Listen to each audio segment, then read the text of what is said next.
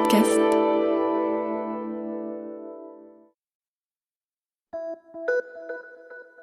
Salut, c'est Clara de l'INA. Cette semaine, dans La vie d'avant, je vous emmène à la rencontre de deux anciens. Ils viennent de Morzine, un village de haute montagne devenu une station de sport d'hiver. On est en 1973, ils se remémorent avec une petite pointe de nostalgie ce qu'était Noël dans leur village 50 ans plus tôt, avant l'avènement du ski et l'arrivée massive des touristes. Au menu, tartes, marrons et saucissons. Noël a changé. Anciennement, l'amitié était beaucoup plus grande que maintenant. Les gens se connaissaient beaucoup mieux. On s'invitait 2 familles ou 3 familles pour faire la petite soirée de Noël ensemble. Que maintenant, ce n'est plus connu. Les gens ne connaissent plus.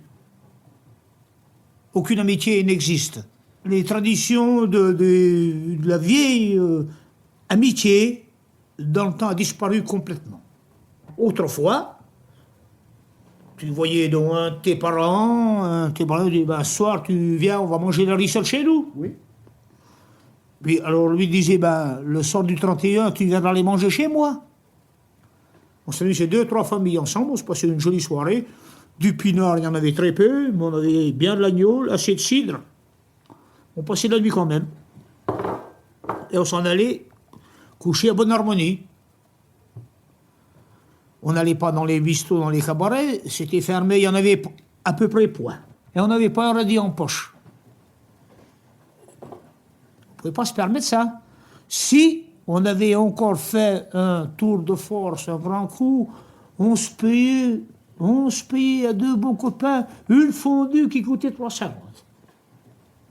En général, quand on passait Noël, on arrivait de la montagne, on charriait le bois avec les chevaux. Il n'y avait pas de transport plus pratique.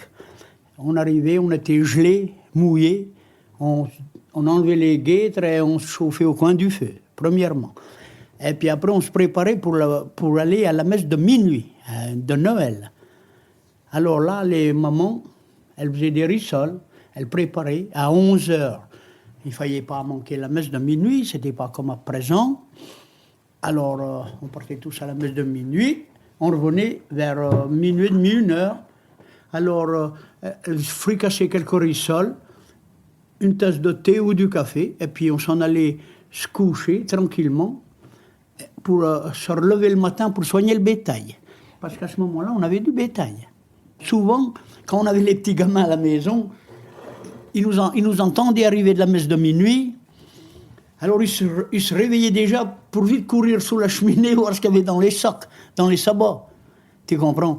Et puis ceux qui avaient été gentils, ils avaient des crayons couleur, ils avaient un cahier. Et puis ceux qui avaient été méchants, tu leur diras carrément, ils avaient des pétales de chèvre. Ça veut dire quoi ça? C'était les excréments des chats qui étaient dans une enveloppe pour les punir. Alors ils croyaient d'avoir grand-chose et puis ils n'avaient rien du tout. Voilà les gamins, ce qu'ils avaient pour Noël. Un sucre d'orge le lendemain matin, c'est tout. Tiens, comment que les gamins étaient à Noël. Ils venaient vers leur sabot, ils venaient voir. Alors le Papa Noël, il n'avait pas bien servi. Madame Vernet, je suppose que Noël, ça représentait beaucoup de travail pour les femmes. Oh oui, pas mal. Il y avait quand même pas mal de préparation. Disons que le menu était quand même meilleur que les autres jours. On faisait plus vite quelque chose de meilleur à manger. Mais il faut dire aussi que les femmes étaient toutes habituées à faire des tartes, des crèmes, parce que tout le monde avait des bêtes, alors c'était facile.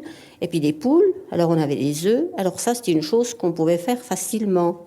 Ça remplaçait, si vous voulez, la viande. Parce qu'autrement, c'était pas tellement formidable. On n'avait que le cochon qu'on avait élevé et qu'on tuait, 15 jours, 3 semaines avant Noël, le temps de fumer un peu ces saucissons, vous voyez. Parce qu'autrement, c'était pas bon comme ça. Il fallait qu'ils soient fumés. Après la messe de minuit, il y avait la veillée. Il y avait la veillée, mais pas partout. Il y avait des maisons où c'était tellement pauvre, je ne sais pas s'ils faisaient même une tasse de thé, vous voyez. Je crois que tout juste, ils allaient se coucher. Ils ne pouvaient pas.